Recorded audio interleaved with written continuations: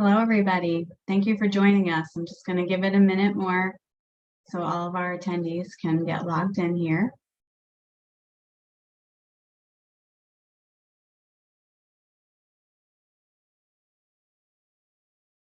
All right, I think we're good to go. So welcome. I am Meg Killian, the EVP here at NAEA, and I want to thank you for joining us for what we hope will be a series of government relations updates that we provide for members. In our recent member survey, 85% of respondents said that NAEA's advocacy efforts were very or somewhat important to them. But also in the comments was feedback that members did not always know a lot about what's going on. So we decided to have our very distinguished and talented GR team provide more regular updates.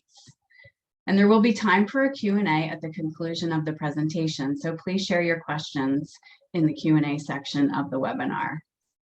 With that, let me introduce today's speakers. One of our panelists is Jeffrey S. Trinca. He is NAEA's Legislative Counsel and is one of the founding vice presidents of Vanscoyac Associates, a Washington lobbying firm where he has served as one of DC's leading experts in tax administration for more than 20 years. Jeff's expertise in counsel has served NAEA well, as he has helped shape the organization's efforts when working to codify the Enrolled Agent Credential through the passage of the Enrolled Agents Credential Act, which was signed into law by former President Obama on December 18, 2015. Jeff holds a Juris Doctorate from the George Washington University National Law Center and is a member of the District of Columbia Bar. Our second panelist is Thad Inge. He is a vice president at Vanscoyac Associates, where he helps a range of clients, including trade association businesses and nonprofits, navigate legislative and regulatory issues. His areas of expertise include tax administration, small business, benefits, fintech, and payment issues. Prior to joining VSA, Thad led government relations at Paychex, a leading provider in payroll, human capital management, and benefit services. Thad spent a number of years in government, including heading congressional affairs for the Small Business Administration and working on the U.S. Senate Committee on Small Business and Entrepreneurship. Thad graduated from Georgetown University and received his law degree from the University of Miami School of Law. And our third panelist is our very own Michelle McCaughey. She is NAEA's Senior Manager of Government Relations. But prior to joining the staff in May of 2020, Michelle was Senior Government Affairs Representative for a Fortune 500 energy company and the Operations Manager for the corporation's Employee Political Action Committee. Her experience in government affairs and communications spans a career of more than 30 years in corporate, trade association, and government environments, including 7 years as a public information officer for the U.S. Senate Committee on Energy and Natural Resources. Michelle holds a Bachelor's of Arts degree in communications from the University of Maryland. So these are our very esteemed panelists who are here to give you an update of what's going on with NAEA government relations activities. So thank you all for being here. We look forward to your update. Thank you, Meg. It's exciting to be here. It's great to be here with Michelle and Jeff. This was a great idea to start doing these quarterly. I know we're excited about it because there's always lots happening in DC, so no shortage of content. And just to start off with well, first let me just say, the way we're going to sort of structure it today is talk about some of the high level stuff happening in DC, what's happening with Congress, how did we kind of end 2021, and what do we see on the horizon for 2022, both for Congress and going into the elections. And then Jeff is going to talk about some of the work that's happening at IRS, some of the issues we're facing there. And then I know Michelle is going to hit on the work that NAEA PAC is doing right now. So with that, let me go to the first slide and wanted to kind of start off by looking back at what happened in 2021 in Congress. Some of the major activities. Obviously, Biden came in January. We had a new Congress. So a lot of sort of excitement and hope around what the legislative agenda would be. But we also had a very divided Congress. So we ended up after the Georgia runoffs with a 50-50 Senate. And so we knew that it was going to either take bipartisan support or a difficult process called reconciliation to really get substantive legislation through the Senate. And then while Democrats had a majority in the House, it's a relatively slim majority. And so even though there was one party in control, we always knew this was going to be narrow, sort of a narrow path to get major legislation done. The first big priority that President Biden came in with was the American Rescue Package. That was sort of the last major COVID relief package. Obviously, you remember the CARES Act and some of the big pieces of legislation that passed in 2020. President Trump ended 2020 with a package that passed right around Christmas. And then when Biden came in, there were a number of priorities that he included in the American Rescue Package. It took a couple of months to come together, but they ended up passing that by reconciliation. So they passed it with 50 votes in the Senate, with mainly Democratic votes in the House. And that included a number of provisions, such as changes to the employee retention tax credit, extending that, extending some of the other COVID relief that had been part of the CARES Act. And then the next kind of big piece of legislation was the Infrastructure Investment and Jobs Act. They initially talked about doing sort of a major social and infrastructure spending bill. They wanted to do one big package, but that did not have the bipartisan votes. They felt like they needed to get that passed. So it ended up breaking into two packages. One was the bipartisan infrastructure bill, and then one is the package that became Build Back Better, which we'll talk a little bit about. But the infrastructure bill did not have a lot in the tax front, but it did have some sort of major spending around transportation programs. It authorized funding for energy, water, broadband. And so that was able to pass with bipartisan votes. I think they got about 67 votes in the Senate for that. Another big issue that was floating around that always causes a lot of consternation in Washington and in the markets was the debt limit. There was a short-term increase to the debt limit, and then a more recent increase of $2.5 trillion that gets us past the midterm elections.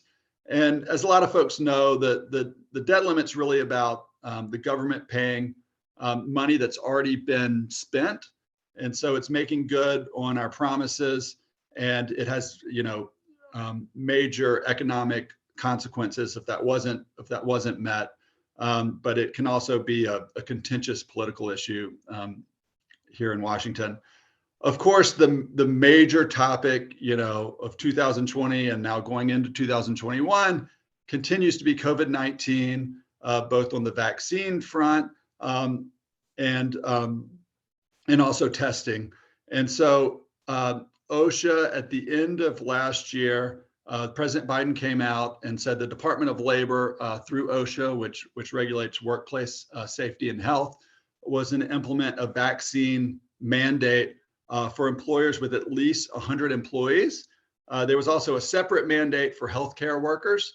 That went to the Supreme Court 2 weeks ago. It kind of made its way through the courts. A lot of states sued and said that this was sort of went beyond the authority of OSHA. And this ruling came down at the end of last week out of the Supreme Court, which said OSHA had overstepped their authority. And so right now, this rule, which was going to be implemented this month, is I don't know if I want to say dead, but it's not moving forward in its current state. And so that has been a major issue for employers and the economy, is whether this mandate was gonna go into effect. And then Build Back Better has been sort of the major legislative topic these last few months. This was a package that started off, initially people were talking about something as large as a $6 trillion package. What Biden ultimately proposed was a $3.5 trillion social spending package, which had a range of provisions, which we'll get into. And it kind of got scaled down to about a $1.7 trillion package after there was a lot of negotiations taking place. And so there's a lot of prognosticating in DC about, does this have the legs to move forward, or is it going to be, stuck for a while? And so if we go into the next slide, Nancy Pelosi and House Democratic leadership, after lots of negotiation, was able to push the Build Back Better package through the House in November. It passed 220 to 213 along party lines. Some of the key provisions that were in this package, one that we've been watching very closely and we'll talk more about, is it had $80 billion towards modernization and enforcement at IRS.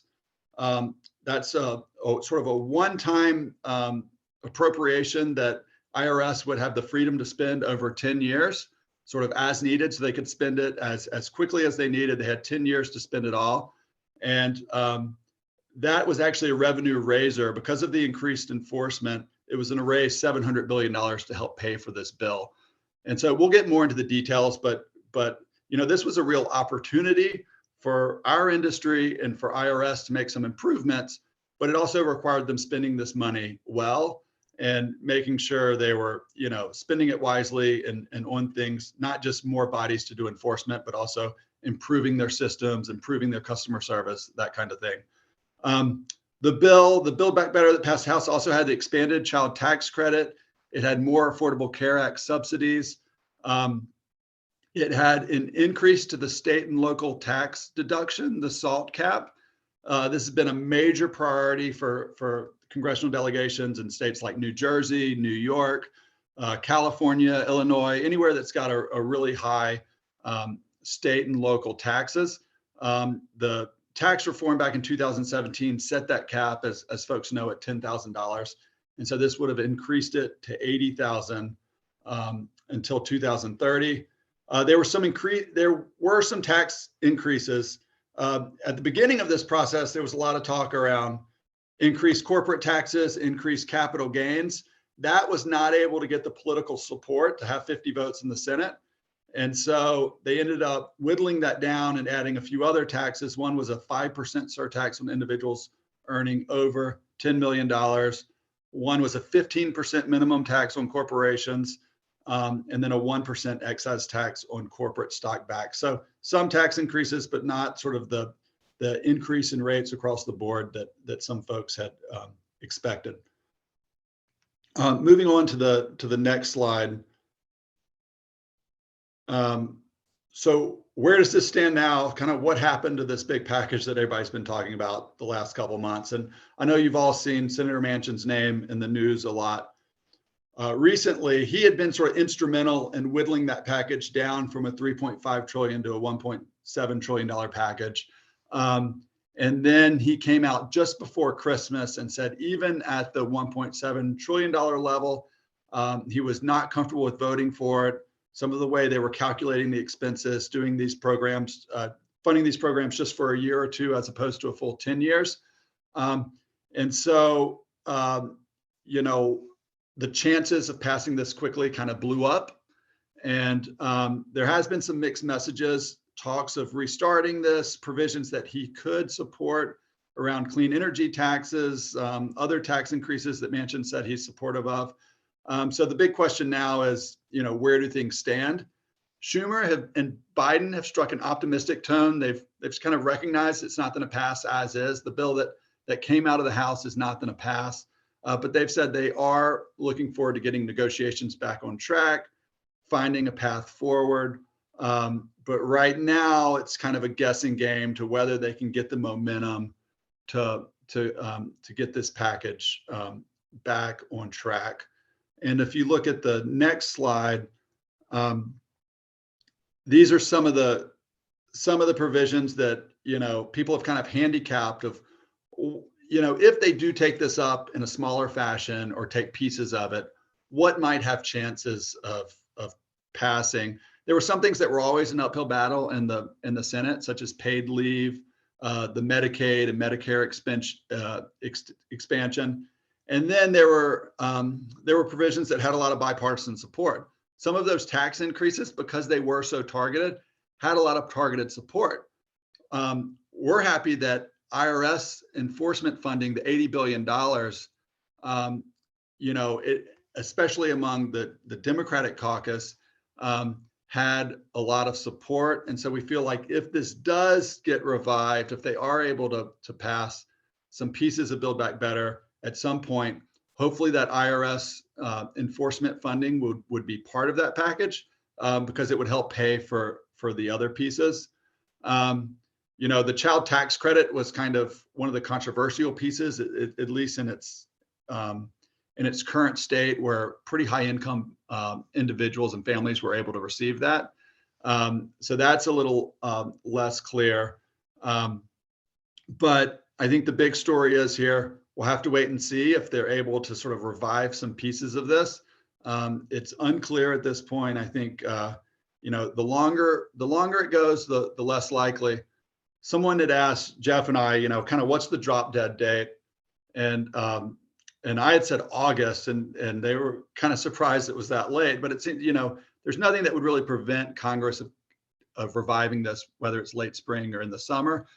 I ran that by another friend of mine who joked and said, really, it's January 2nd, 2023, because this is something that could even be done in the lame duck after the election. So we'll have to see how that shakes out. But moving on to the next slide, when you look at kind of what are the congressional priorities in 2022 beyond Build Back Better, which is number 2 on this list. Right now, it's voting rights. The Senate is spending all week trying to get this voting rights bill passed. They don't have the votes for that either, so it's something that we'll have to see how it plays out this week. But I think it's likely they could end up not getting that done. But it's taking up a lot of oxygen in Congress right now. And then one that has a potential impact on NAEA is the FY22 appropriations. The fiscal year for 2022 for the government started October 1, so we're already pretty deep into the fiscal year. But it's a number of continuing resolutions have kept the government running. So we're now on a continuing resolution until February 18th. And there is a big bipartisan desire in DC to get a full year, substantive appropriations bill, because a lot of members in both sides have priorities that they'd like to get passed. And so the proposed bill that has made its way through the House and is sort of waiting at the appropriations committees right now to see if they get the green light to move a package forward, would have some increased funding for IRS. More importantly, hopefully it could include, and this is one of the things we've been working on, some language that would give some parameters on how IRS spends their money, especially if they get that additional 80 billion at some point. So making sure it's aimed at electronic filing, modernization of systems, better customer service, those kind of issues. And so February 18th is the deadline. I think worst case scenario, we'd end up on some kind of year-long continuing resolution. But there's still a lot of hope that there could be a substantive appropriations bill and potentially have some good stuff for IRS in there. And then the fourth one, competition with China. It's been a big issue. There's a bill, the U.S. Innovation and Competition Act, that's a major priority for leadership right now.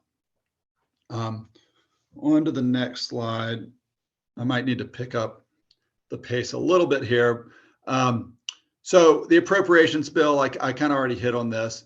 One of the things they're talking about potentially trying to include, and it's unclear if they're going to have support yet, enough support to pass this, would be some kind of pandemic relief. So the White House has talked about health-related funding. The paid leave tax credits, as we all remember from the CARES Act and the other COVID bills. There was some talk on the Democratic side last week about maybe with Omicron, we should temporarily revive those. And then there's the restaurant, more financial support for restaurants, potentially even gyms. That would probably be through the SBA grant program, if you remember the Restaurant Revitalization Fund. So these are in discussion. There is some momentum. There's some bipartisan momentum around including these. But there's also concern about inflation, about too much spending. So it's not clear yet if these will have the momentum to get over the finish line, but it's something we're watching really closely. On to the next slide. So just more on that front, the around the pandemic relief. So the grant program for restaurants, remember PPP was obviously the big gorilla that most people got. But there had always been arguments for key industries that they need extra support. And so restaurants had been pushing this from the beginning, that they were kind of uniquely situated and impacted by COVID-19. And so they came up with this Restaurant Revitalization Fund that had, I want to say it was about $80 billion. It got spent, immediately. The demand was way more than the resources that were there. And so there's been kind of an effort ever since to refund that. And so if they do more pandemic relief, one idea would be to put a lot more money into that program and then maybe expand it. Like I said, to include gyms. There's been talk about the tourism industry. But I think the biggest challenge is just the fatigue over all the spending.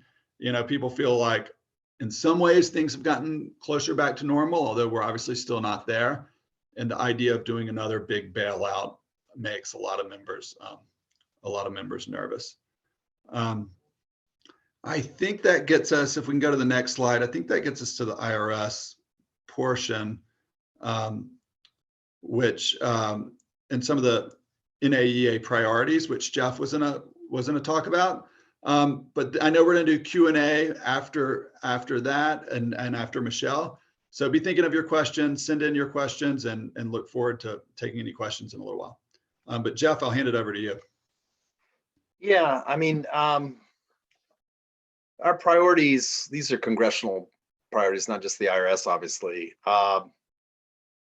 There was a question in the Q&A that I thought was kind of interesting. But I mean, it's important to know we're not a charitable organization, right? I mean, we are, NAEA is a trade association.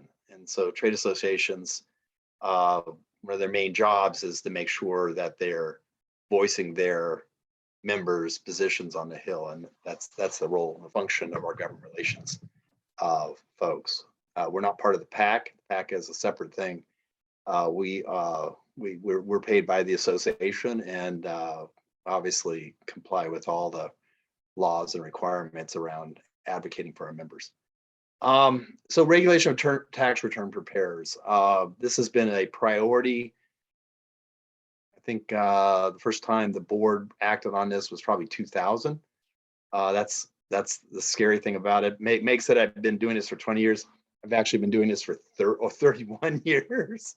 So, and it represented NAEA for most of that time. So I had to do a presentation for the board sometime around 2000.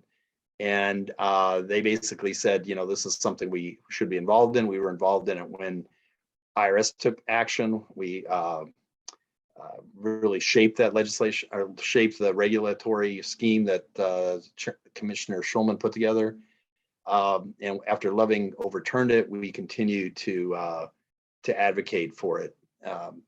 Funding of the IRS, another long-term issue. We've always basically said, fund the agency well, customer service, better accounts of resolution, that sort of stuff, better compliance with taxpayer rights. But in the last decade, it's really gotten bleak. The IRS has had a 20% cut.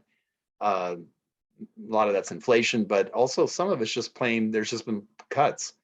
If you compare what their budget was at least 12 years ago, probably, it's been on a steep decline, and they're obviously suffering the consequences now. Fix the IRS's broken system. Our president sent a letter way early in this year and basically said, look, the phones aren't being answered and tax returns aren't being processed. I just want to touch briefly on the TAS report that just came out, just to get some data points out there. Carrying over from 2020, the IRS had 11.7 million returns that they brought over from 2020. They processed all 11.7 of those paper, they're mostly paper, by June. But in 2021, 17 million more 1040s came in, mostly on paper. And it's taken an average of 8 months to process. At the end of 2021 filing season, the IRS had 9.8 million 1040s in Air Resolution System, ERS. That means those are being done manually, and a lot of them take some back and forth between taxpayers and the IRS, which is further delaying them. On amended returns, the end of 2021, IRS had a backlog of 2.3 million unprocessed 1040Xs, with an approximate 20-week processing time, though in reality longer, as much as a year. This is a quote from that report. Manual reviews will prevent the IRS from digging out of the hole for the foreseeable future. So anyone that doubts the need for more budgeting, taxpayer advocate, I think, has a bit of a microscope on it. In the 941 area, an area where compliance can be pretty harsh and pretty fast, really, without a lot of due process. The IRS has said that it has 2.8 million unprocessed 941s, approximately 500,000 941s X's that can't be processed until the underlying 940s are processed. Phone service, last year the IRS received 281 million calls and answered approximately 32 million, for an 11% answering rate. Notices, the IRS sent tens of millions of notices in 2021. These can include math errors, where there's 11 million alone for recovery rebate credits, automated underreporting notices, taxpayer authentication notices, correspondent exams, and collection notices. Obviously, if they were unprocessed and not processed on a timely basis, a lot of adverse things happen. The least of which is just you don't get your refund, and if you needed it, you're not going to get it. The worst, obviously, is some sort of collection action. The normal processing, they say, for most of these notices is 45 days. I think that's optimistic, but in 2021, it was 6 months or longer. And obviously, that's well outside most of the automated actions that the IRS can take. If you thought TAS was going to help you, TAS was completely overrun, if you would. Just from 2017 to 2021, the TAS caseload went from 167,000 to 264,000 a year. They've had the congressionals just last year alone went from 11,000. Congressionals when a congressional office steps in, and that has gone from 11,000 to 66,000. So we focus here on Washington. The problem is, while that's going on, the states are stepping in to regulate enrolled agents. We get scooped in two ways when they try to fill the hole for not having regulation of tax return preparer standards, the sort of basic standards. Frankly, they weren't really that difficult, that expensive, or that high a standard. But with that vacuum, the states are filling in, and they sometimes sweep us in with it. But also now we're finding that some states are regulating debts. That's the best way to put it. And I think it's a lot of the offer mill companies that are doing the late night advertising. The most visible one has been Minnesota, but we've had New Mexico, we've had obviously Nevada's been past this for a little while, but there are 2 or 3 other states that are worrying us as well. So that's an issue that we spend quite a bit of time, effort, and focus on as well. Can we have the next slide?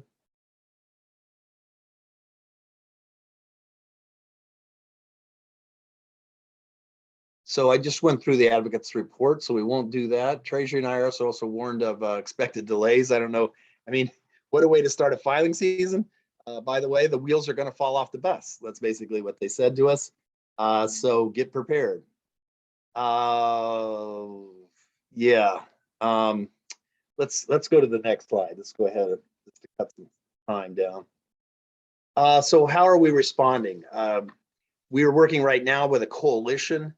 We're trying to find a nifty name for it, but with the CPAs and some of the other organizations, we're drafting a letter. We're working with Congresswoman Sanchez's office. It's funny, we're having dueling letters. Congress is doing a letter to us. We're doing a letter to them. But we're trying to get the IRS to essentially kind of turn off the automated notice machine. That's the best way to put that. Like I said early on, late last year, really, our president, Mr. Toloff, sent a letter to the agency. Well, actually, it sent it to Treasury, but it also sent it to every congressional office, which we've had some responses from that, basically saying, look, the IRS is broken. You could solve a big chunk of it with some more funding, but also you need to have some measures in place, make sure the IRS spends the money wisely. And then, there's some specific areas where the IRS needs to focus. It's funny, the Build Back Better Act is focused that the $80 billion will be spent on compliance. There's just a lot, where compliance starts and where customer service starts is always, amazed me a little bit.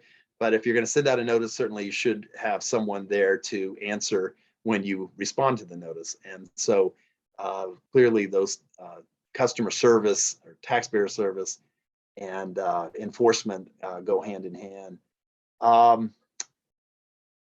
We do retail lobbying as much as we can. I can't do it like the way we used to, which is we wander the halls of Congress and grab their sleeves, not their lapels, but their sleeves.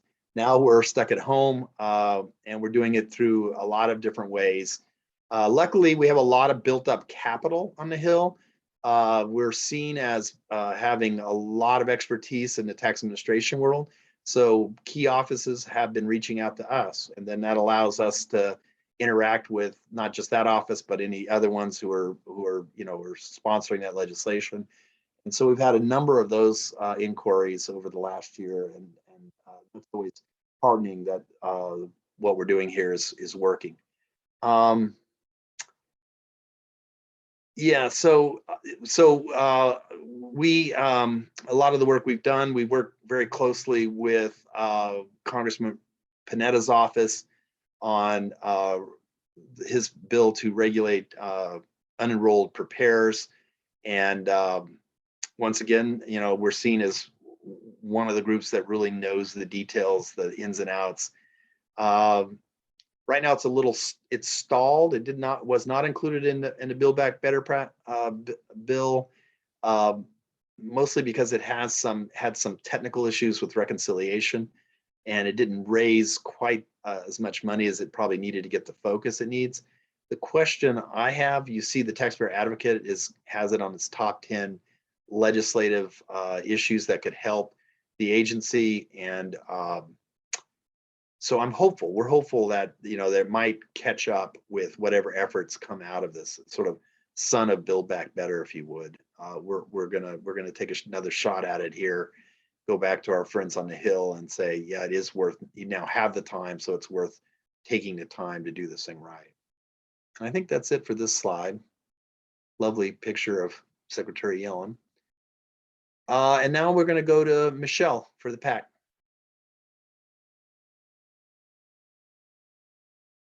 Hi, everyone. Good afternoon. Nice to be with you this afternoon. In addition to riding herd on Jeff and Thad, Van Scoyoc, a big part of my job is managing the NAEA PAC. I don't know how much you all know about the PAC, but I'll give you a little bit of background here. It was actually established in 2006, and you might be interested to know that since that time, more than $938,000 has been contributed to the PAC by 1,800 members. 1,800 members made 5,400 contributions to the PAC during that time. And we've had a very healthy PAC up until the last couple of years. We've always had 200 or 300 members contributing to the PAC in a year. With COVID, we knocked back to about 80 to 100 members contributing. So this year is an election year. The midterms are upon us.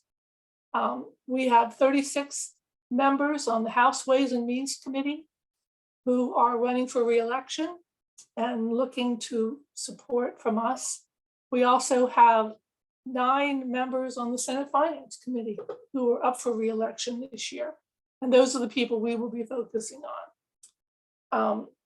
The PAC is, it's obvious, it's probably the most transparent means of having our voice heard in federal elections. And according to a survey last spring by the Public Affairs Council, they do an annual benchmarking survey. And they said that PACs continue to be the most widely used ways for associations in elections. So this year, this is important, very important to us. Our PAC specifically focuses on House Ways and Means and Senate Finance Committee. And that's good. We don't have to worry about contributing to all 535 members of Congress. We can focus on where it means the most to us. Last year, we had about 100 members supporting the PAC. This year, we're probably going to need 200 to 300 members to support the PAC in order to meet the obligations that we have to support members on the Ways and Means Committee and the Finance Committee during this election time. And that means we need to double our support. So we're going to be spending more time announcing PAC contributions, thanking people who have contributed, sending out notices about what the PAC is doing. Obviously, the PAC plays an important role in our legislative and advocacy strategy. And Jeff and Thad have ticked off the important points that they have achieved in this last Congress. So I'm asking you to look at the PAC, think about the PAC, think about how our advocacy and our support for enrolled agents is important to you and to your businesses, and how members of Congress can help us help ourselves through legislation. And one of the other big aspects of the program this year is we're going to be spending more time trying to get members of our association linked up with their members of Congress for conversations and education discussions. We've had a few meetings so far. We had a group from California meet with Congressman Mike Thompson's staff, and they actually are going to be acting as sort of an informal advisory committee to him on EA issues. So we want to schedule some of these more events in different states, but maybe calling on you at some time in the next few weeks, months, to come out and help us in some of those educational efforts with members of Congress. We'll also be hosting some events this year, some virtual events. We have 5 on tap that we're looking at with perhaps Congressman Richard Neal from Massachusetts, who's the chairman right now of the House Ways and Means Committee, Jimmy Panetta from California, who's the sponsor on the regulation of enrolled agents tax preparers that Jeff just talked about, along with Congressman Tom Rice from South Carolina. And we're also looking at maybe doing an event with Congressman Mike Kelly in Pennsylvania. We just held an event with Congressman Vern Buchanan from Florida. It was a very successful event. He is actually, with the retirement of Kevin Brady from Texas, Vern Buchanan will be the senior most Republican on the House Ways and Means Committee and will be taking that ranking slot. And then depending on the elections, what that turns out, we'll see. We may have new leadership next year. So that's pretty much it for the moment. I'd be happy to take your questions. Looking for your active support for the PAC. And here we go.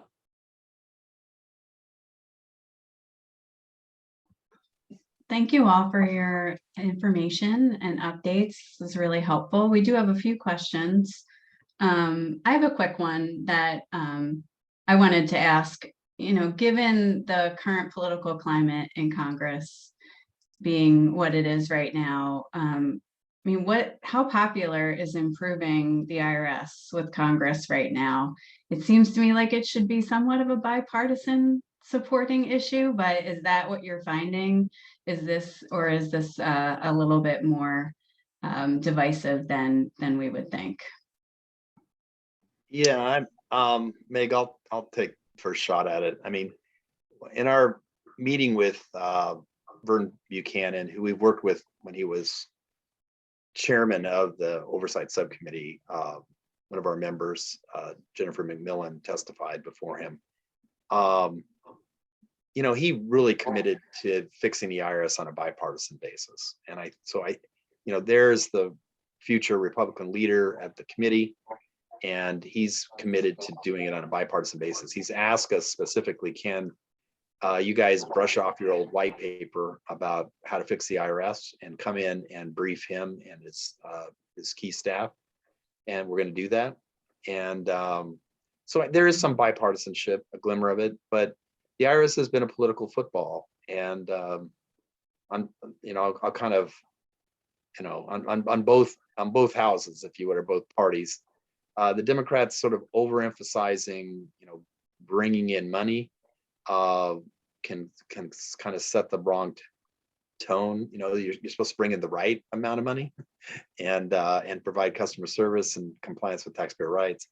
So that's been a little bit of an issue. On the Republican side, there's been a tendency to sort of vilify the IRS for political purposes, and that led to the 10 years of under budgeting. So both houses can create a political football for the agency, which is not helpful. This is the most important. I'm going to say this. My old bosses at the Restructuring Commission said it, and I really felt that they were correct, that the IRS is the most important agency in the entire federal government, strictly because it affects more people's lives than any other agency. The Defense Department protects us. The CIA, is out there, protecting us, hopefully. And other agencies, healthcare, Social Security, and everything. But this one touches more individuals and can have such an adverse effect that arguably it's the most important agency to work correctly. And that's what that's our message. It's not just about customer service. It's not just about compliance. It's about having an agency that works. Okay, thanks, Jeff. You touched on the state's issues a little bit during the presentation. We do have a question here from Amber Gray-Fenner, who is wondering about what we're going to do more proactively when it comes to prepare regulation at the state level. And I think this speaks specifically to what's been going on in Minnesota and the outcomes there, and what we're going to take from that experience to try to get ahead of future issues in other states. So perhaps the memorandum, and maybe you want to speak to the things that we learned through this process that we'll be able to use more proactively moving forward. First of all, the states that have a strong state society working closely with us are the ones that are least likely to have a problem, because what happens when they're moving legislation is someone in the process will say, what about the enrolled agents?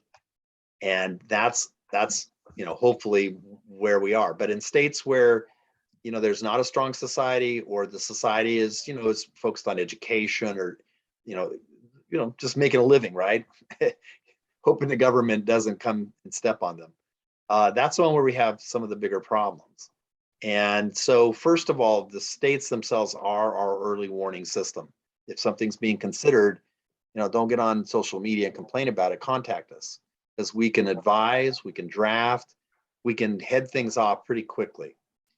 When, in Minnesota's a good example. Minnesota passed that statute. It's sat there for quite a while and didn't seem to really affect enrolled agents. And the state society was, well, we have a good relationship with the Department of Revenue, and we kind of rolled along on that. And then they went after one of our members, and it was horrendous. I mean, he's out of business. They ran him out of the state. And meanwhile, they're not really, approaching any other practitioners. So this is strictly Circular 230 representation. So what we've done is we have a memorandum now. We all kind of nod when we say enrolled agents are federally licensed, and so therefore their states are preempted in licensing us and regulating us, outside of as a basic business license, that sort of stuff. But how we interact with the Treasury Department and with taxpayers, that's established by Circular 230. And so, but we never really have written that down. We've never had the arguments for. So we've hired a firm here who put together a really strong memo that is available for states.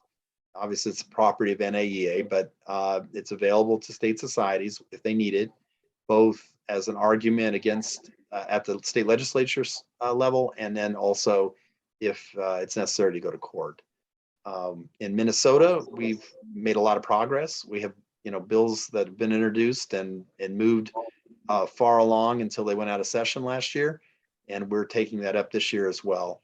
And NAEA stepped in. We're the only real, trade association that's only for enrolled agents, and it's also the only one that really stepped up on this. And it's been a lot of work, time, and treasure to get us where we are. We think we're close now. Great, thanks, Jeff. Another question from our president. What can NAEA and the tax professional community do to drive positive change sooner rather than later? I mean, we're approaching what's going to be another very stressful and busy tax season for our members. And, what are some other things you just mentioned at the state level, letting us know when they see things like this come up, but, contributing to the PAC is certainly one that can help further our agendas with those decision makers. But are there other ways that members can get involved in this to drive positive change and advocate on behalf of these issues? Thad can answer, but I mean, my sense is, it's the old three-legged stool. I'll just use that tired expression. I mean, you got to have advocacy on the ground that's respected. We have that, both within 1111 Constitution on the Hill. And then you need grassroots, and we're doing the best we can. We don't have our fly-in and stuff with COVID. Most of these offices are not available for public. But we've been trying to, initiate meetings with folks back home. So we'll continue to do what grassroots. It's, these people are not going to help us just because, Thad and I are so darn good looking and Michelle is so smart. I mean, we have to, drive home that this is really helping real people. And then the PAC. I mean, I think the Buchanan event, those who participated really showed the value of it. I mean, a thoughtful hour of discussion, an offer of spending more time on the details. It really, it sets us well ahead of any of the other trade associations. And I think documenting sort of specific examples where, problems you're having with the IRS or policy sort of hurdles that you run into. That's one thing whenever we meet with someone like a Buchanan or any of these folks, they don't want to just hear the complaints. They kind of want specific examples of what's going wrong and then ideas on how to fix it. And, some of these are pretty obvious, long wait times and, paper backlogs at IRS and stuff. But one thing we did with the Government Relations Committee is we asked people to come up with their 3 or 4 sort of major issues that they're having with the IRS and then if there are any ideas on sort of how they might be able to be alleviated. And I know that we're working on documenting those. We're talking about refreshing a white paper that can be shared with some of these congressional offices, because, and to the point one of the earlier commenters made, it's obviously not just about throwing more money at IRS. They have been underfunded over a series of years, so we are proponents of more funding for IRS, but not without sort of the guardrails to sort of say this is how the money should be spent, in terms of real improvements to systems, technology, customer service. It can't just be throwing money at the IRS because they have not done a great job. Might be the biggest understatement of the day. And so we need to sort of give concrete ways that we feel like this can be improved. Thanks, Thad. Another question that came up, it's a little specific, but I think it's relevant in the terms of when these particular pain points come up and our members bring them to our attention, what is our process to bring them to the IRS with this feedback and solutions? This particular question is about the EIP tool, which right now does not give the amount of payment which is needed to prepare a return. And is that something that can be changed? And when we get this kind of feedback, what do we typically do with it in order to get that in front of the IRS? Well,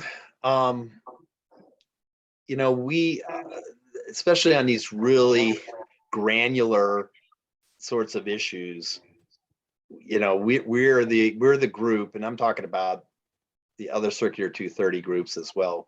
We're the granular association. It's what we're known for. And so, there is the MPL meeting, which is later on this week. Deirdre Grant will be, speaking to us there. We raised them at those sorts of things, but that's a larger forum. There's a smaller rump group of sort of, I wouldn't call it a kitchen cabinet, but it's certainly the practitioners, sort of technical group, if you would, and we're involved in that. And in fact, we lead that. I mean, we really was set up because of our efforts when they had some transcript issues. They had this recent ACS issue where they were sending 8821s to ACS, and we basically sort of raised the flag. The original time we went to the Hill, and the Hill basically made a request to the IRS to sit down with us and fix the problem, and we did. And I think we came up with a better solution. I think the agency kind of scratched their head and said, it might actually be of some value to include these guys before we make really bad decisions. And so, when it comes to granular issues like that, Jerry, we're in there. I saw that question from Jerry, and this is one that we'll just, when they say, for instance, and we say, well, it's not just that, it's where you're refunding as well. That needs more detail. And there's some talk about there being a dashboard on the individual accounts that would allow some of that granular business, and it would also obviously be on our own pro accounts. Great, thanks, Jeff. Hey, having those sorts of things come up is really helpful for us. Mm-hmm. I mean, folks can just drop us a line on them. That's why we did this to the GR. I mean, it's not one of these things where we say, oh my gosh, this is horrible. It's actually extremely helpful for us to do our jobs.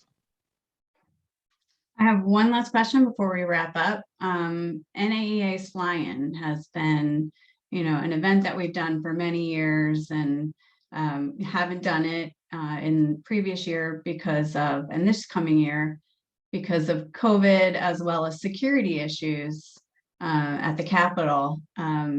Is there any indication on when the offices and that space will be open back up so that we would be able to consider some other kind of, whether it's the full fly-in that we used to do, or at least some kind of legislative visit in the coming year?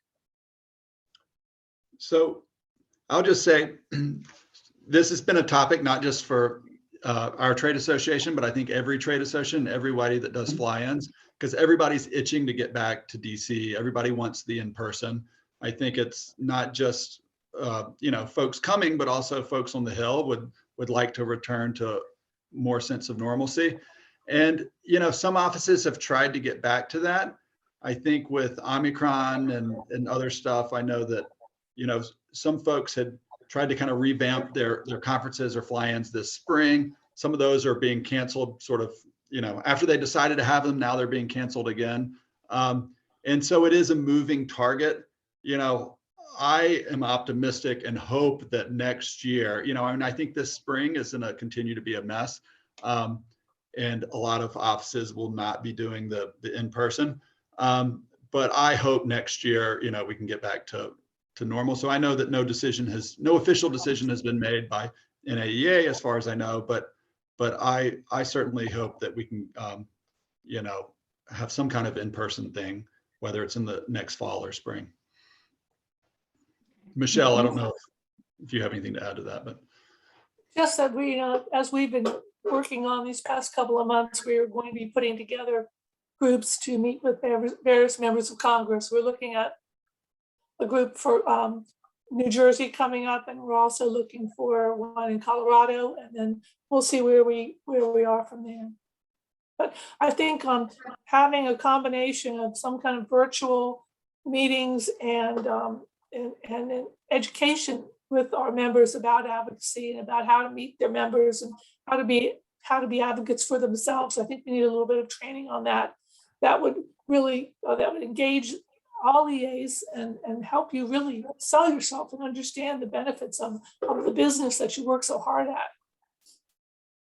Thanks, Michelle, for noting that. We are working on some plans of doing some training in the spring so that the state societies can learn more about advocacy and planning local events that they're either with their state legislatures or the federal legislatures in their districts. So stay tuned for more on that in the coming months. Well, I wanted to say thank you so much for doing this today. Really appreciate your time. And hopefully we were able to give a better understanding of what we've been doing on the advocacy front and things that are coming down the pike in the coming months. And thank you all of you for participating.